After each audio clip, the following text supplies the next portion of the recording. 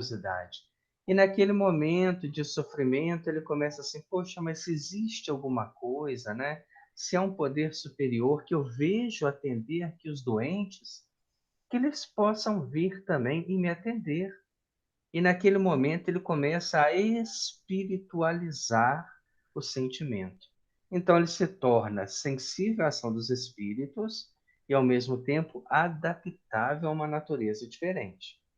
Então, aqui nós temos a prova disso quando ele fala um pensamento de crueldade, revolta, tristeza, ou amor, compreensão, esperança e alegria, tem natureza diferente, características e peso próprio. Quanto mais inferior o pensamento, mais ligado à natureza material, à natureza animal do ser. Quanto mais elevado, mais ligado à natureza espiritual. A onda mental possuiria determinados coeficientes de força na concentração silenciosa, no verbo exteriorizado ou na palavra escrita. O que ele está falando para nós? A onda mental possuiria determinados coeficientes de força na concentração. Quando nós estamos concentrando, a nossa onda mental está tomando uma determinado quê? Coeficiente de força na concentração silenciosa, no verbo, quando nós estamos falando, não são só palavras. Há todo um jato de energia que envolve as palavras. Na exteriorização, né, ou na palavra escrita, numa obra psicográfica. Quando a gente pega uma obra dessa, né, uma obra psicografada, na verdade, que não tem só as palavras, mas tem toda a energia mental do espírito que escreveu. Por isso, um médium psicômetro ou um sensitivo, como se queira falar, ele tem a capacidade de fazer a leitura dessas ondas. Ele consegue entrar nessas ondas que geraram esta construção que hoje é um livro, que nada mais é que a onda coagulada, e decodificar essa mensagem. Isso são atributos da alma. Então você vê, dentro de um parágrafozinho, ele faz uma abertura muito grande sobre as condições do pensamento. E é interessante, Tarcísio, a gente imaginar que não é só a pessoa ter conhecimento, que tem o plano espiritual, ter saber, estudar, ela tem que mudar o comportamento dela. Se a mente dela é atravessada, se é uma mente complicada, de revolta, sei lá, de não ter uma resignação, ela continua do mesmo, não adianta ela saber só não resolve, né? Realmente, esse é o ponto-chave, né, do livro Tormentos da Obsessão, que vai falar do hospital dos médiuns falidos no plano espiritual. Saber aumenta a nossa responsabilidade, mas não nos liberta. Se a gente não fizer esse trabalho hoje, né, se a gente parar para fazer uma, uma reflexão hoje, poxa, se eu desencarnasse hoje, será que com tudo que eu tenho de conhecimento e vida, eu me adaptaria bem a viver numa colônia espiritual ou eu ainda estou preso a sentimentos que densificariam o meu perispírito a ponto de ter que conviver nas zonas umbralinas? É a reflexão que a gente faz trabalhando mediunicamente, porque nós estamos vendo ali espíritos que, na maioria das vezes, não têm conhecimento da morte. O primeiro caso que a gente vai estudar no próximo capítulo, o espírito sequer sabia que morreu. Para ele, ele continuava vivendo naturalmente, porque estava dentro dessas condições de pensamento. O Haroldo, no estudo de Isaías que ele está fazendo, ele falou, né? Eu não sei quem, acho que é a Joana de Anjos que fala, que é meditar, sentir e viver. Não é só você. E meditar é mais do que estudar, né? É estudar, seria estudar, mas ter a compreensão total, a meditação, meditar sobre o assunto, sentir e viver. Antes disso, você não vai conseguir chegar a nada, não. E a gente tem o evangelho que aumenta também a nossa responsabilidade na parábola dos talentos, dizendo que muito será cobrado a quem muito recebeu. Nós recebemos informação, como todas as religiões, mas nós recebemos também, né, a visualização dessa informação quando assistimos uma sessão mediúnica.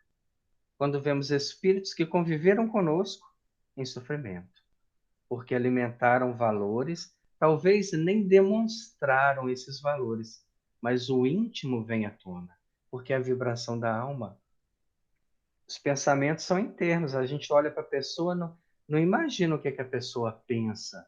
Às vezes ela guarda consigo, ela não exterioriza a nível que a gente possa ver, mas a nível vibratório é natural. E aí está a nossa identidade espiritual. A partir daí, nós sabemos para onde vamos e a responsabilidade que temos nessa caminhada. André Luiz continua ainda, né, filosofando sobre essa questão do pensamento. Compreendia desse modo, mais uma vez e sem qualquer obscuridade, que somos naturalmente vítimas ou beneficiários de nossas próprias criações, segundo as correntes mentais que projetamos, escravizando-nos a compromissos com a retaguarda de nossas experiências ou libertando-nos para a vanguarda do progresso conforme nossas deliberações e atividades, em harmonia ou em desarmonia com as leis eternas. É interessante ele falar nesse ponto, porque na maioria das vezes nós não prestamos atenção nas correntes mentais que assimilamos. Naturalmente, estamos fazendo isso porque é da nossa natureza.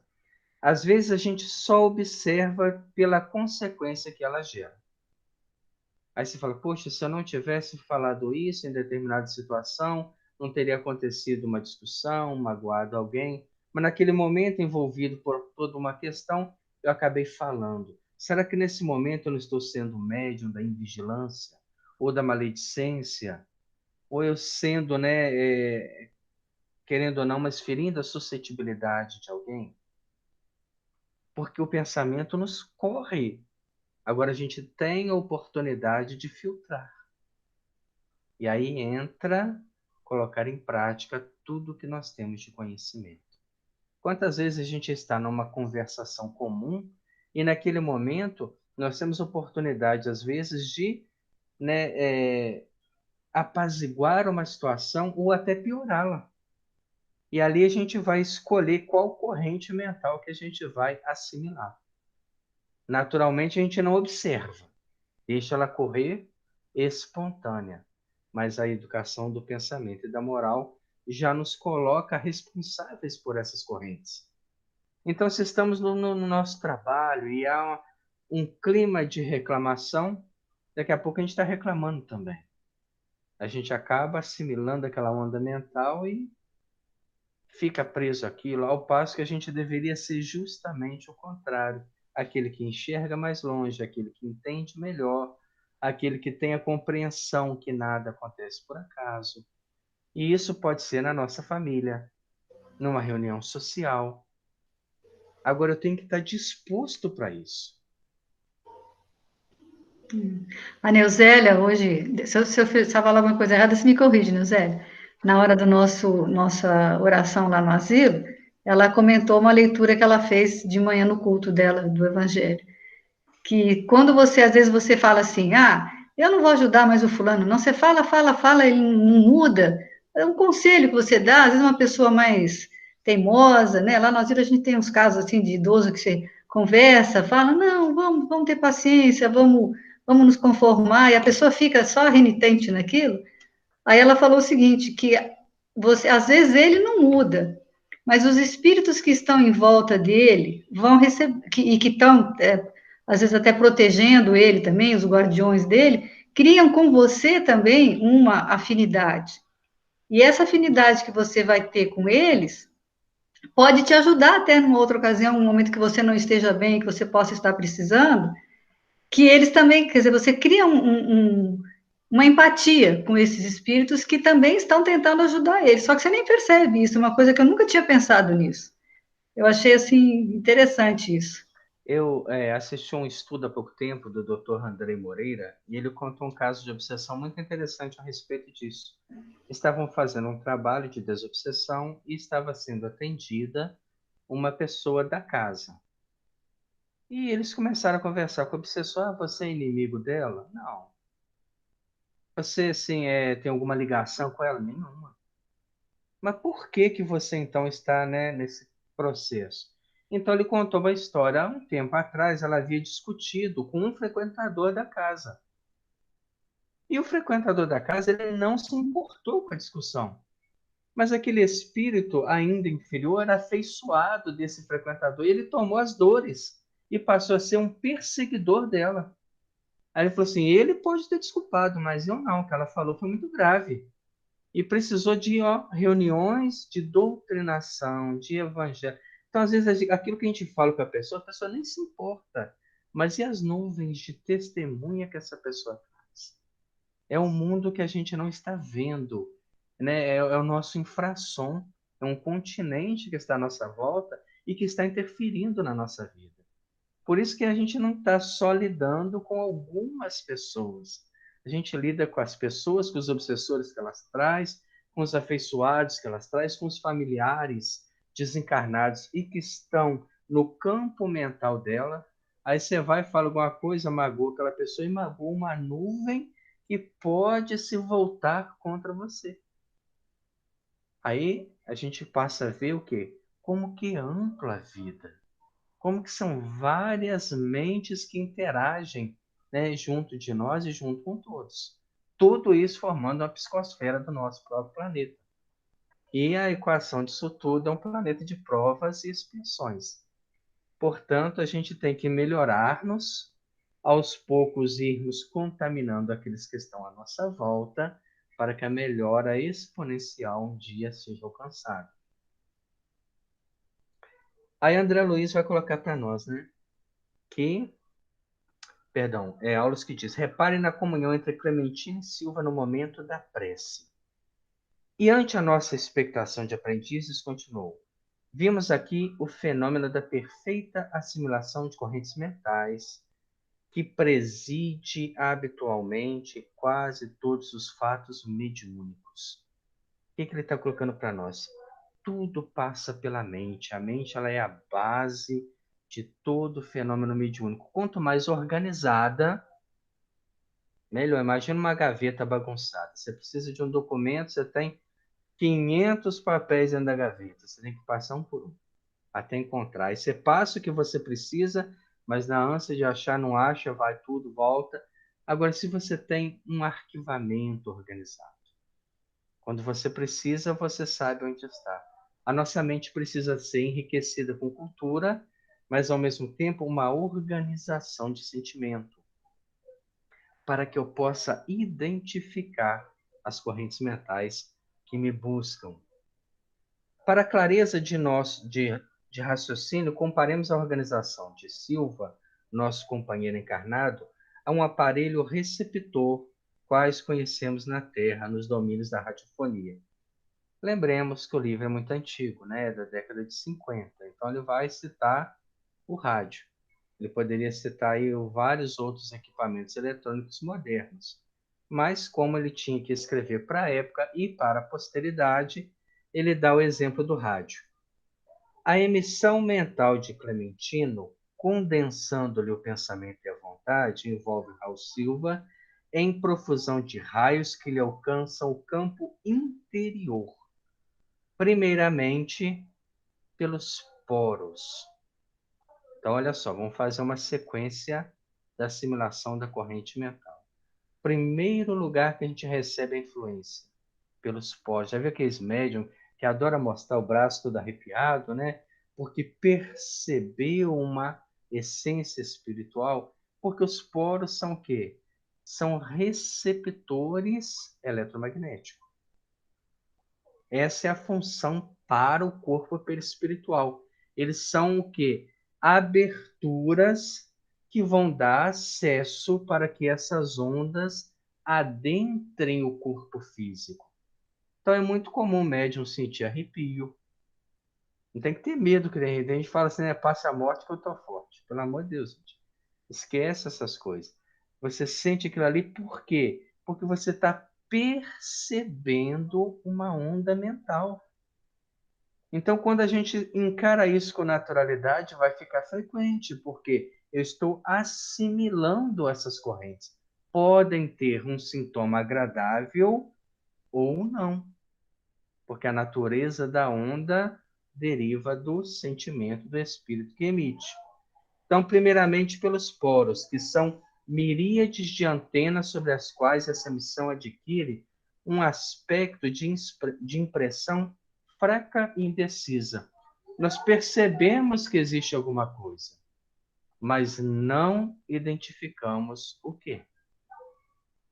A partir daí, ele coloca para nós: essas impressões apoiam-se nos centros do corpo espiritual. Tarcísio, Oi. com licença, Tarcísio. Uhum.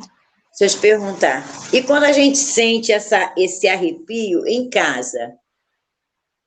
Você falou que essa noite que eu estou forte, eu lembrei disso.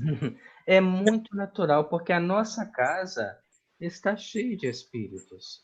Ah, A tá. rua que a gente passa, o bar que a gente frequenta, a padaria que a gente compra pão, né? A farmácia que eu trabalho.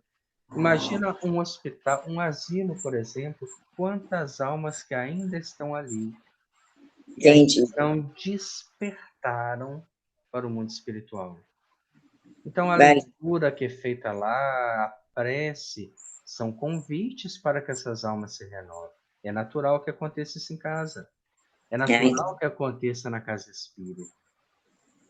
Entendi. Obrigada. E em todos os lugares é natural que a gente aconteça. Tem gente que fala assim, eu vou no cemitério, eu sinto arrepio, mas é porque você está sintonizado com aquela realidade. Você tem que sentir em todo lugar. Em todo lugar nós temos espíritos. Então, ali você faz uma captação e eles vão para o corpo, para os centros do corpo perispiritual, para os centros de força. Essas impressões apoiam-se no centro do corpo espiritual, que funcionam à guisa de condensadores.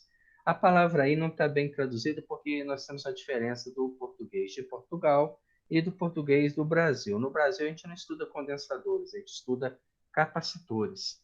E o capacitor, qual que é a função dele na eletrônica? Ele acumula energia para suprir uma interferência, porque a energia ela nunca está correndo, elas têm uma série de fótons e ele preenche esses espaços. Então, o que que o corpo perispiritual, principalmente o centro, né? Aqui, deixa eu ver se ele fala qual deles. Não, ele só fala no centro do corpo perispiritual. O que que eles estão fazendo? Eles estão condensando essa energia, dando a ela um potencial para que ela seja decodificada pelo cérebro. Atingem de imediato os cabos do sistema nervoso, que são os neurônios. Já viu aqueles médium que dá estremelique quando vê espírito, né? A pessoa, o espírito vai incorporar, ele contorce, ele tem todo, né, uma teatralidade, que são pessoas que têm tique nervoso. Parece até um cacuete. Na verdade, está passando uma onda pelo campo neurológico. E a pessoa que já é sensível, aí faz todo um carnaval mesmo.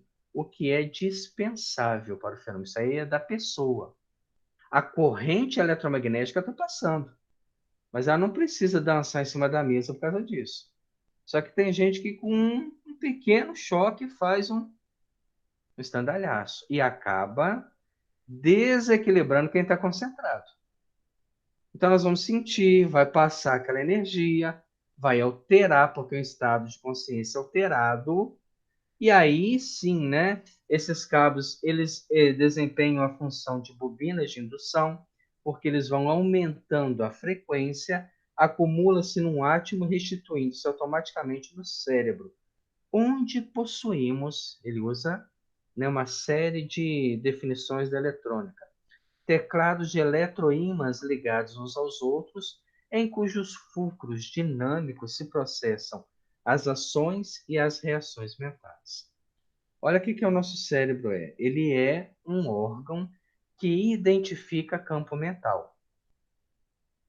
Como é que a gente tem prova disso? Eu tenho a ideia de pegar uma caneta. Eu tenho a ideia parte da mente, a mente chega ao cérebro e joga essa energia, ele decodifica essa energia em ação e mobiliza toda uma corrente de nervos e músculos para execução. Então, o nosso cérebro, em primeiro lugar, ele é intermediário da mente com o corpo. E se ele é intermediário da energia mental que parte de nós, ele é intermediário de qualquer energia mental. Ele não identifica que essa energia é minha, que o pensamento que eu captei não é meu. Ele é apenas um órgão. Ele não tem vida, ele não tem livre-arbítrio. Ele está sob ações de energia. Então, quando eu penso, ele decodifica o meu pensamento em ações, palavras e atitudes. E quando ele capta pensamentos, ele vai decodificar na minha própria mente, né, esses pensamentos. E aí eu fico assim, poxa, esse pensamento agora é meu ou não é? Isso que está me ocorrendo agora está partindo da minha essência? Sou eu que estou criando? Ou eu estou captando? Essa é a maior dúvida, a maior dificuldade de quem entra no campo mediúnico. Porque se a gente se permitisse, né, a energia correr e a coisa devagar, seria muito mais fácil, tinha uma noção. Mas e quando a gente vai diminuindo as funções da teatralidade para uma essência de comunicação mais profunda? E é isso que a gente vai tentar chegar, né, à conclusão nesta noite. Aí ele ainda coloca para nós: esses teclados processam as ações e as reações mentais que determinam vibrações criativas através do pensamento ou da palavra, considerando-se o encéfalo como poderosa estação emissora e receptora e a boca por valioso alto-falante. Tais estímulos se expressam ainda pelo mecanismo das mãos, dos pés ou das impressões dos sentidos ou dos órgãos que trabalham na feição de guindastes e condutores, transformadores e analistas sob o comando direto da mente. Então, por enquanto, ele fez uma definição nossa, né? Como corpo físico e o nosso próprio encéfalo como uma emissora e receptora de ondas mentais. Observando dessa forma, diz André Luiz, a elucidação não poderia ser mais simples, contudo, oferecia oportunidades a mais amplas indagações. Temos aqui, então, a técnica do próprio pensamento, perguntou Hilário. É aquilo que a gente comentou. Se o nosso cérebro identifica o pensamento de alguém e transforma na nossa mente em palavras, é a mesma técnica do meu pensamento. Imagina, então, uma comunicação, né, uma mistificação anímica. O médium está fingindo que está tendo uma comunicação. Ele está lá aparentemente concentrado e começa a falar uma série de coisas. Como é que a gente vai identificar que é dele ou que não é? Como é que ele vai identificar que é dele e que não é? Quantos médiums que chegam nesse ponto e param? Falam assim, eu nunca sei quando é meu, quando não é, quando que é o espírito que está influenciando, quando sou eu que estou entrando na comunicação. E aí a gente começa a tentar entender pela explicação de aulas. No entanto, adiantou o interlocutor: o pensamento que nos é exclusivo, próprio, nosso, ele flui incessantemente de nosso campo mental. Como é que eu sei que o pensamento é meu? Vamos tirar um exemplo. Vamos fazer um exercício de psicografia. Aí a gente está lá na reunião mediúnica e temos um tema lá. Nós vamos escrever sobre a felicidade. E todo mundo concentrado, a pessoa pega lá da caneta ou do lápis, escreve a felicidade, é a meta do espírito, é aquilo que nós idealizamos, é a bênção que nós esperamos para a nossa vida, e termina lá o seu texto. Aí a gente pergunta, isso aqui é seu ou não é? Como é que ela vai responder? Ela precisa parar e analisar assim, eu penso isso. Isso que eu escrevi são valores meus? Porque se eu não me conhecer, eu nunca vou identificar as ondas mentais. Eu faço reflexões sobre a minha intimidade? Será que chega à noite eu paro para pensar lá assim, quais foram as minhas reações mentais no dia de hoje? Poxa, de manhã eu tive a oportunidade de fazer uma coisa e eu não quis. E tem que ser ainda uma reflexão honesta. Eu tive a oportunidade de ajudar uma pessoa e eu fingi que eu não vi. Eu preciso me conhecer qual é a minha onda mental para que eu possa identificar uma onda mental diversa da minha. Porque se eu não tenho esse conhecimento, é uma bagunça. Eu não sei quem sou, automaticamente eu não sei que tipo de pensamento que invade a minha mente. Às vezes a gente está, né, com um pensamento positivo, que a gente está, de repente lembra de uma pessoa. A imagem dela é jogada na nossa mente. E depois aquela pessoa comenta com você que está passando por uma dificuldade, que está passando por algum problema e pensou em você. Naquele momento, o que que você fez? Uma identificação daquela corrente mental. Ela pensando em você, você capta o pensamento dela. Mas para isso a gente tem que ter o quê? Uma neutralidade mental. Não é uma proposta fácil, mas é educação da mediunidade. Porque imaginemos, por exemplo, aqueles que querem agir por si só, serem senhores da sua própria vida, é um empoderamento pessoal. Eles precisam conhecer o seu campo cerebral. Quais são os seus valores? De que ele... Porque depois chega no trabalho mediúnico, o espírito aproxima deles e começa a contar a sua vida através do que? Do pensamento. Ele começa a ter pensamentos de dor, de sofrimento, de tristeza, mas ele fala assim: ah, mas eu fiquei assim a semana inteira, isso aí é meu. Perde a oportunidade. Não consegue identificar aquela mudança mental. Aí a gente vai falar assim, ah, mas isso aí é só dentro da reunião mediúnica? Não, na reunião mediúnica é para o trabalho mediúnico. Isso aqui é para a vida. Você vê que nesse caso, nós estamos estudando uma prece que Raul Silva estava ali antes de começar o trabalho mediúnico. Ele busca a inspiração, ele eleva o que ele tem de melhor em sentimento e alcança o nível que o mentor Clementino havia reduzido. E ali eles passam praticamente a mesma mensagem na prece. Assimilação de corrente mental. Ele identificou naquele momento, com certeza, ele teve o quê? Toda a sensação nos poros, estava recebendo aquela energia e transmitiu ela através do pensamento. Então, o nosso pensamento ele flui incessante do nosso campo cerebral. A partir daí, tanto quanto as ondas magnéticas e caloríferas, que nos são particulares, e usamos-lo normalmente acionando os recursos de que dispomos. O nosso pensamento, ele não extrapola a nossa cultura. Você pode ter uma inspiração, você vai fazer uma palestra. Então, o que eu estudei para a palestra? Eu estudei o capítulo 5 do Evangelho segundo o Espiritismo, Bem-aventurados aflitos, a leitura O Mal e o Remédio. Então eu vou com aquela leitura. Tudo que me ocorre fora daquilo, uma história que você se lembra, uma passagem de uma outra obra, são correntes mentais que estão te intuindo para que você possa dar sequência àquele pensamento. Mas para que os espíritos encontrem em nosso pensamento um campo de intuição, ele tem que ter uma cultura rica.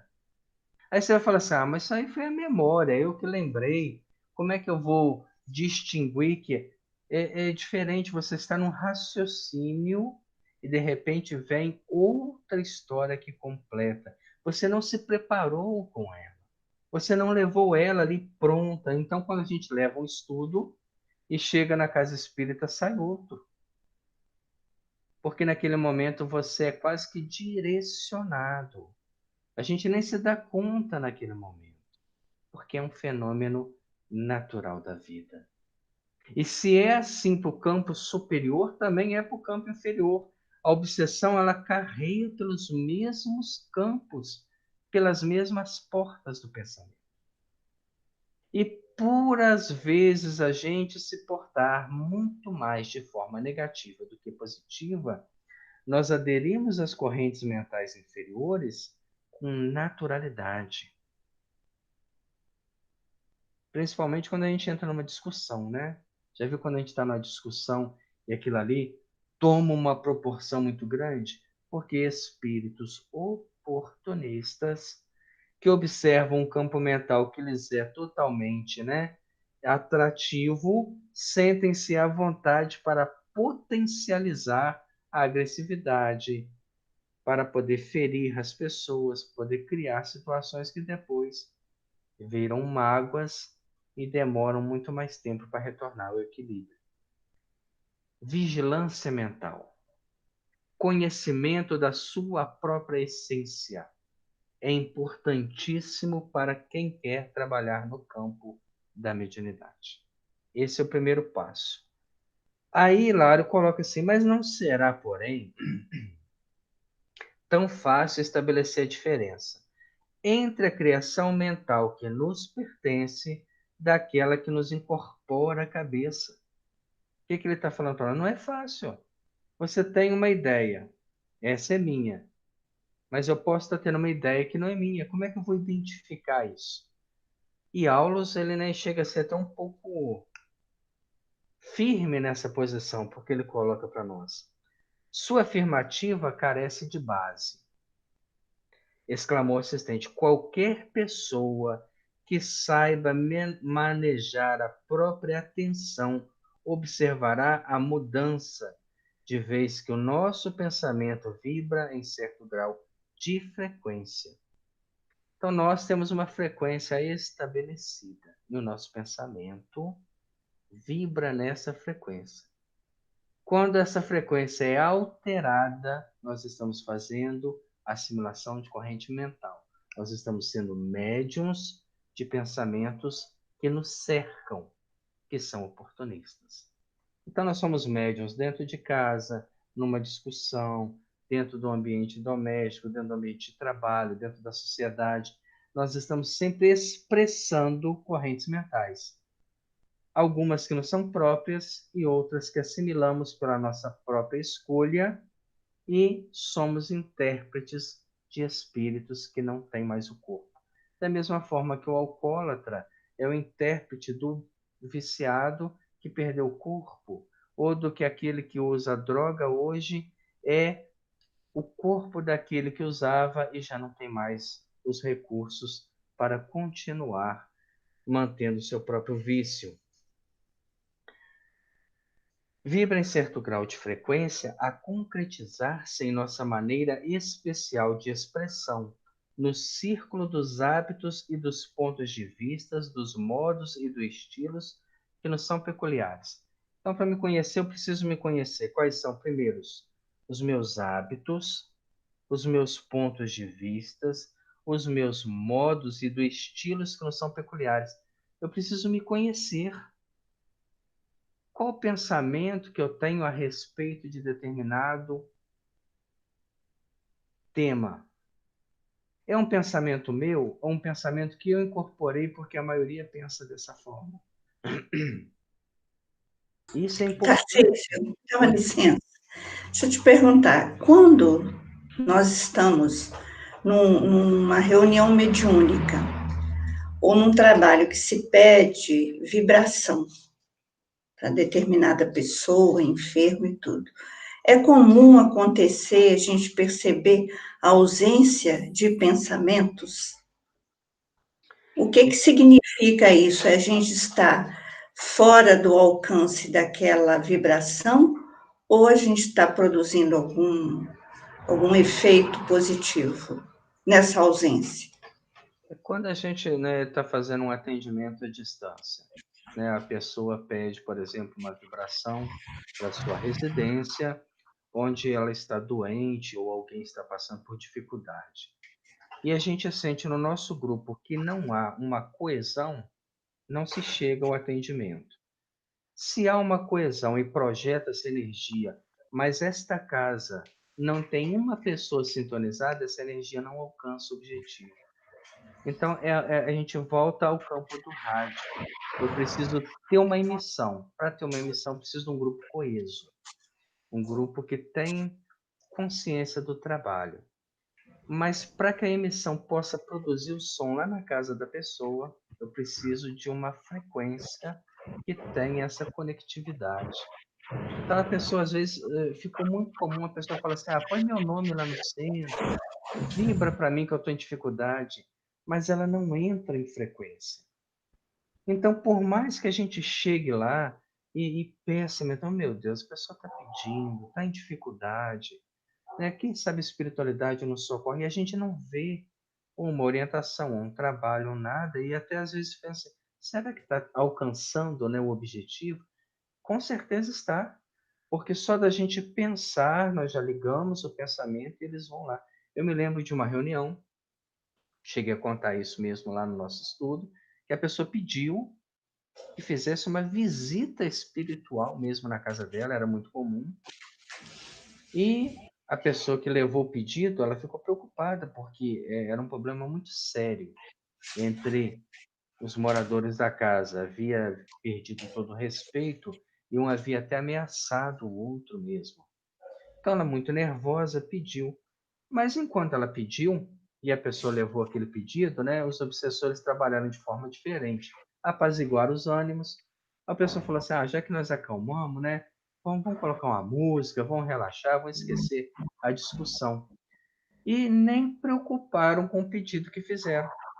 Só que a pessoa que chegou na casa espírita levou e falou, gente, o caso é muito sério, e nós temos aqui um pedido, vamos submeter a espiritualidade. Então pediram determinado mentor espiritual que manifestou em um médium que pudesse fazer o atendimento. E o espírito quase que humildemente atendeu o pedido, só que quando ele chega na casa, não há campo. Porque aquela música virou uma festa, aquela festa virou uma balbúrdia. Quando chegou, estava todo mundo embriagado. Ele não conseguiu entrar. Então ele retorna à casa espírita e o médium muito honesto transmite a mensagem. Olha, nós tentamos, mas não há campo de entrar naquela casa. Por isso que todos os lados precisam ser analisados quando a gente faz uma detecção dessa de não ter encontrado pensamento. Então, no outro dia, a pessoa chegou e perguntou assim, olha assim, durante o horário da reunião, vocês lembraram do pedido? Ficaram em prece, em vibração? E ela falou assim, não, na verdade não, a gente acabou esquecendo, quando viu já estava a música alta. Ele confirmou aquilo que o Espírito havia dito, eu não consigo entrar lá dentro. Até tenho boa vontade. Assim também acontece com a gente quando a gente ora, né? Ô Senhor, me ajuda a passar por essa provação. Mas tão logo eu saio da prece, eu entro na reclamação, eu entro numa atitude mental que impede a ação dos bons espíritos. Eu não peço e aguardo. Eu peço quase ordenando e quero que a ajuda seja naquela hora. E como eu não observo, eu acabo entrando numa postura mental infeliz. É onde, muitas vezes, na reunião mediúnica, os espíritos vão e voltam e falam assim, olha, nós fizemos o que for possível, mas é necessário que eles façam a sua parte. Porque não é só de lá para cá, né? Tem que ser daqui para lá também, né? É a mesma coisa que a gente, né, virar para um cirurgião e falar assim, olha, eu estou precisando de uma cirurgia, você me opera lá do hospital, eu não vou lá não, mas você faz o que puder fazer. Ele está lá com todo equipamento, mas eu não vou na cirurgia e quero ficar bom. A gente quer estar bem, né? Então a gente precisa ter assim, se eu pedir, é a mesma coisa que a gente está interligado. Eu pego o telefone e ligo para uma pessoa. Para ela responder, ela tem que atender. Se ela não atender, como é que vai haver essa troca? Então, às vezes, a gente tem esse problema, Ângela, dentro da casa espírita, porque as pessoas estão desconectadas com o trabalho e realmente não se consegue nada. A gente pode ter esse problema também no receptor, de não estar preparado para receber ajuda. E pois aí, mas aí, me esclarece mais um pouco. No caso aí, a gente está fazendo uma vibração para beneficiar um enfermo, uma outra pessoa. Mas dentro da reunião mediúnica, quando você consegue, você percebe tudo que está acontecendo, mas você consegue esvaziar o seu pensamento de tudo, da vida da gente, do lá fora, do entorno. Você só está ali dentro da reunião especificamente. A gente é um bom receptor ou a gente está simplesmente isolada daquela situação? A gente nunca vai estar totalmente vazio. Quando a gente consegue tirar toda a influência externa, nós estamos completamente internos. Nesse momento, a gente fez uma conectividade com toda a estrutura espiritual. Mas para isso, o sentimento tem que ser de ajuda. Porque o que vai mover nesse ponto é o sentimento do médium. Ele pode ter uma mente treinada a esvaziar o pensamento, mas não se sensibiliza com o trabalho. Então ele acaba se neutralizando. Ele não consegue produzir, apesar de estar com a mente no ideal para o trabalho. Se ele consegue chegar a esse ponto e abre o coração para o trabalho, ele é um excelente receptor, que é, na verdade, o nosso próximo capítulo.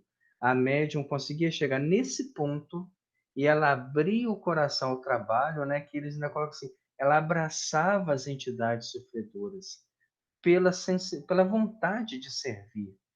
Então, a gente, para chegar nesse ponto, que eu acho que é o ponto culminante do médium, é conseguir esvaziar-se de tudo, mas planificar-se do sentimento da reunião. Então, realmente, é necessário uma maturidade. Que às vezes o médium fala assim, não, eu consigo desligar de tudo, mas não se liga no trabalho, não se liga nos espíritos comunicantes, não se sensibiliza com a dor de um, não aprende com o sofrimento do outro. Então, na verdade, ele vai, se neutraliza e é um fator desagregante para o trabalho. Ao passo que ele está a um degrau de ser um excelente servidor. E depende justamente de cada um, da sensibilidade que a gente desenvolve dentro do trabalho mediúnico.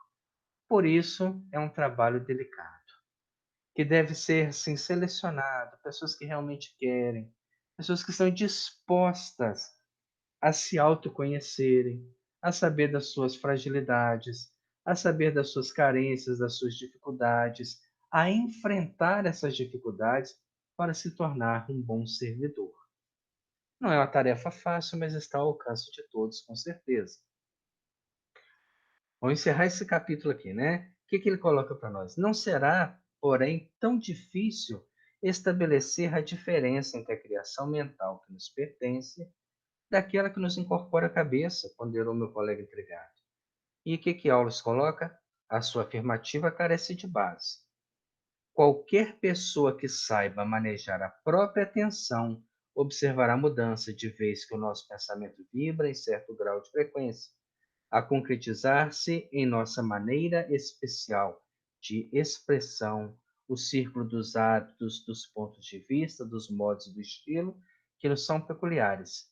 E bem-humorado comentou: em assuntos dessa ordem, é imprescindível muito cuidado no julgar, porque enquanto afinamos o critério pela craveira terrena, possuímos uma vida mental quase sempre parasitária.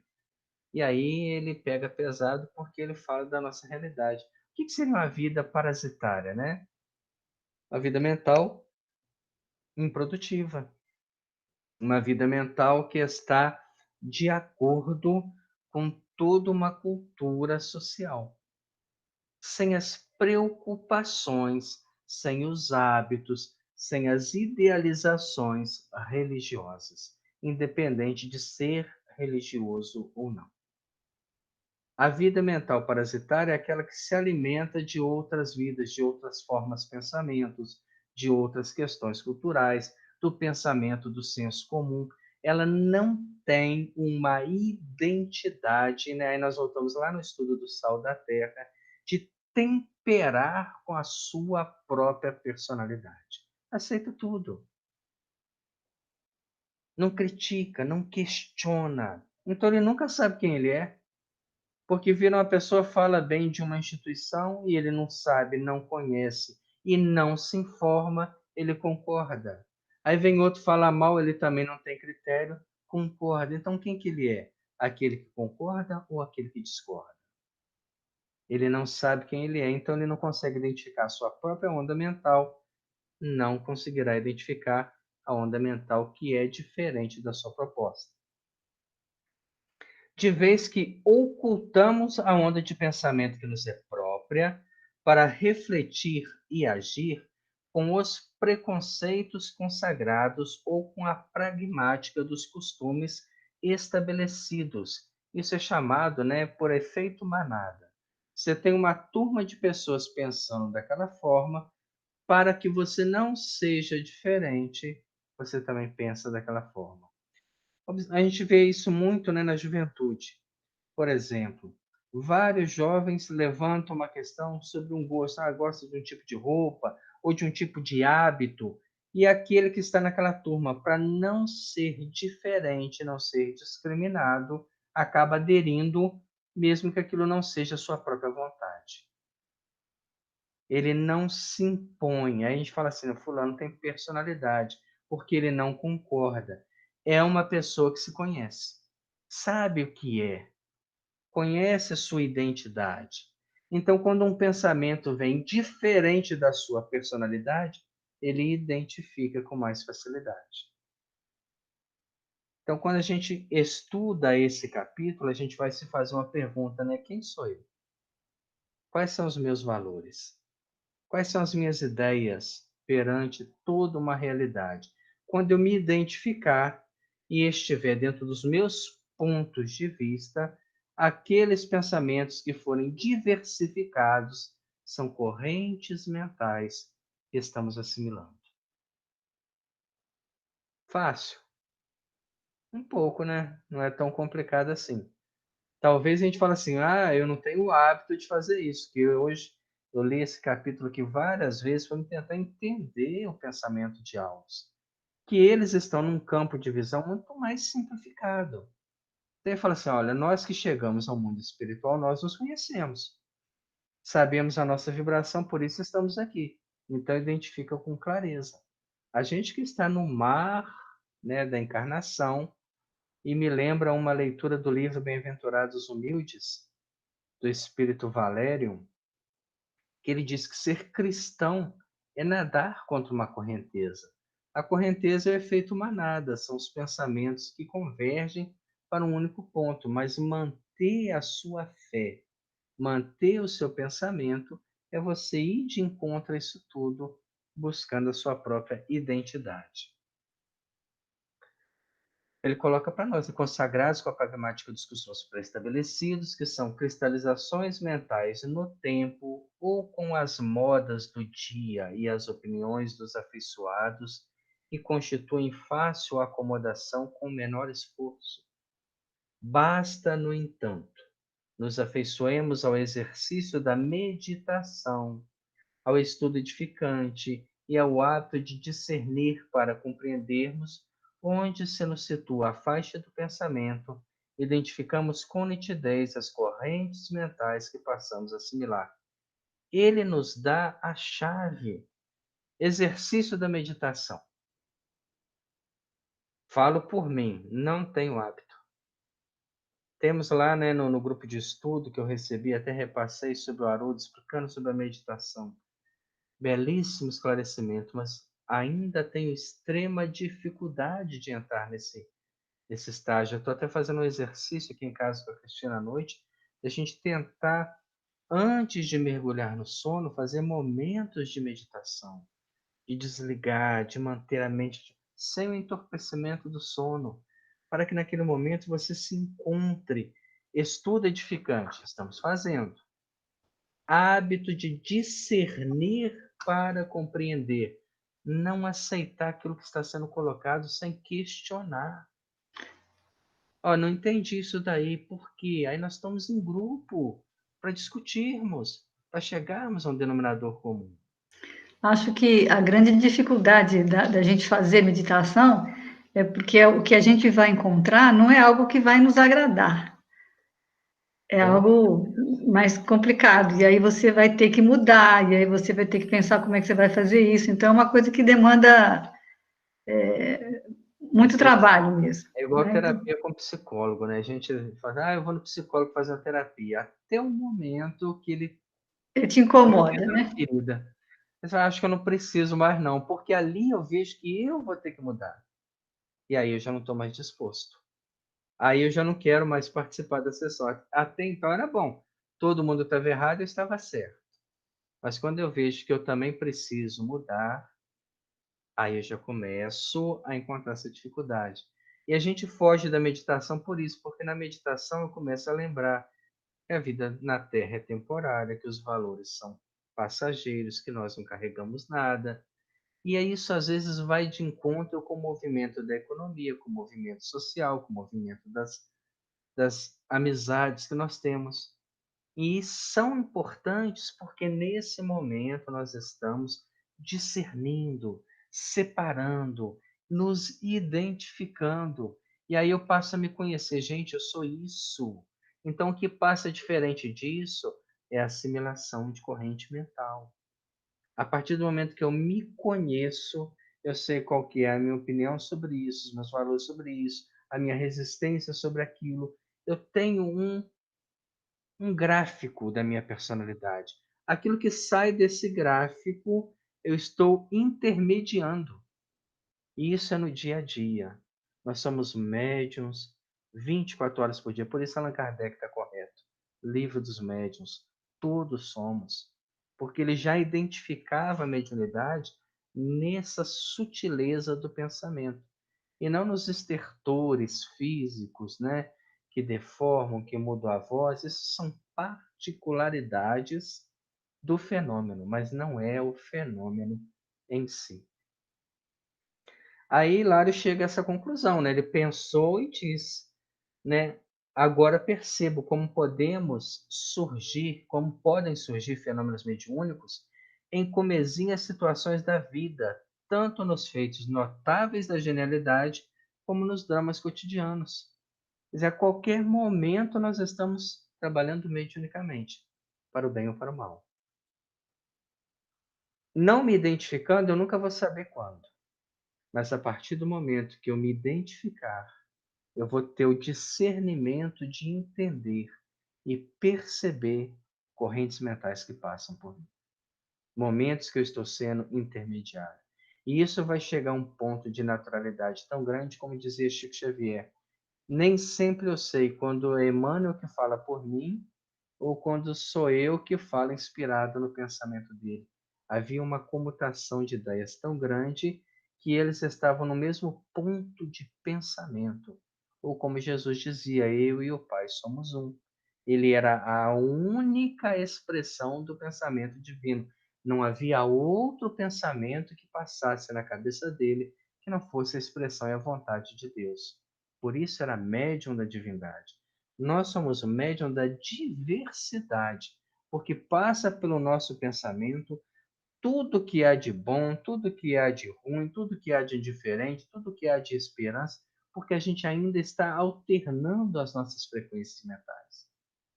Quando eu me identificar nesse campo, fazer minha radiografia moral, emocional e psicológica, eu vou ter a nitidez completa dos pensamentos que me ocorrem. E isso é importante para a mediunidade, sim, porque aí não há dúvida.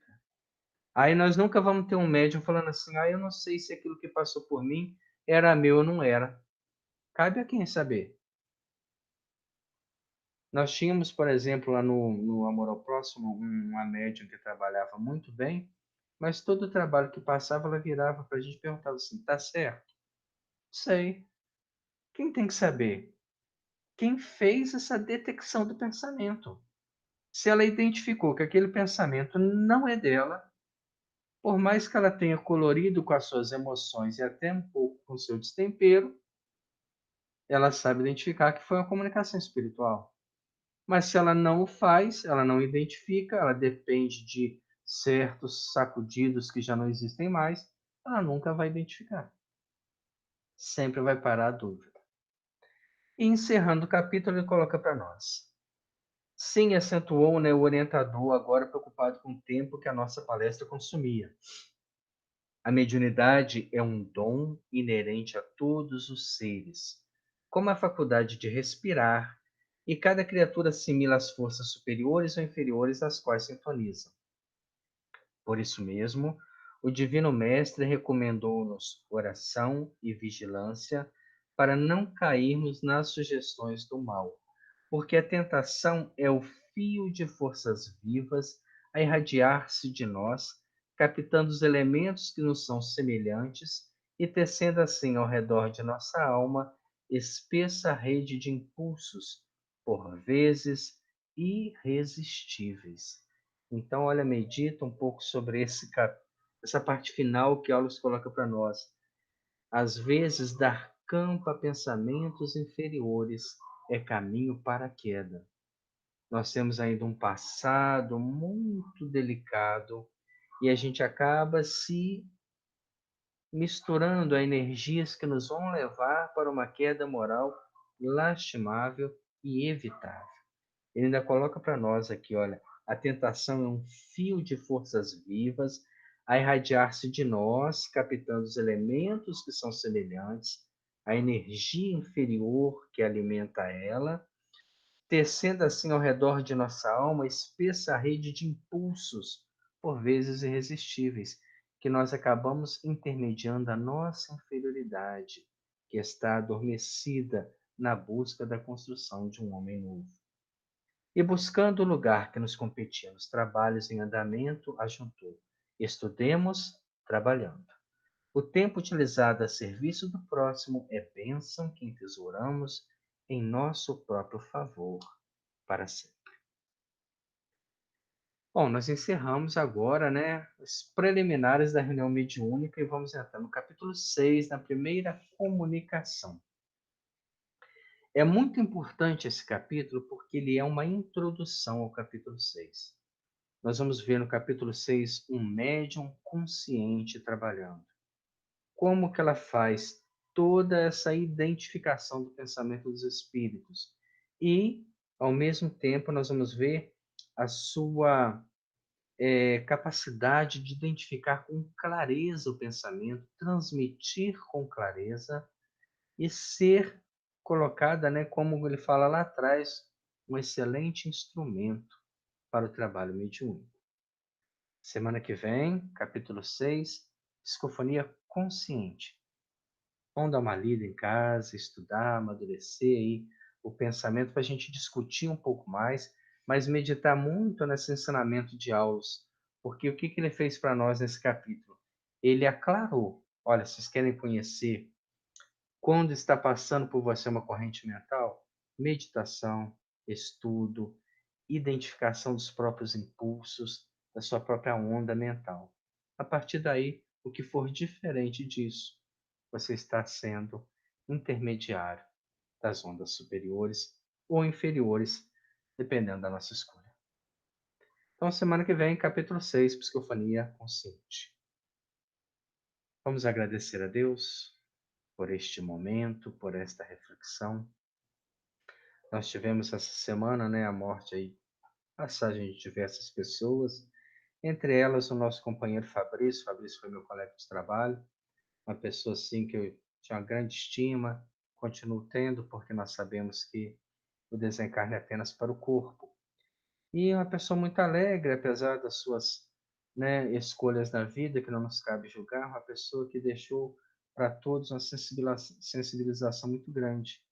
E nós pedimos a Deus nesse momento, através da nossa prece, através da nossa reflexão, que Ele possa abençoar não somente a Ele, Senhor, mas a todas as almas que estão partindo neste momento que o nosso país enfrenta. Nós atingimos um número de 50 mil desencarnes, que é um número muito superior aos habitantes da nossa própria cidade.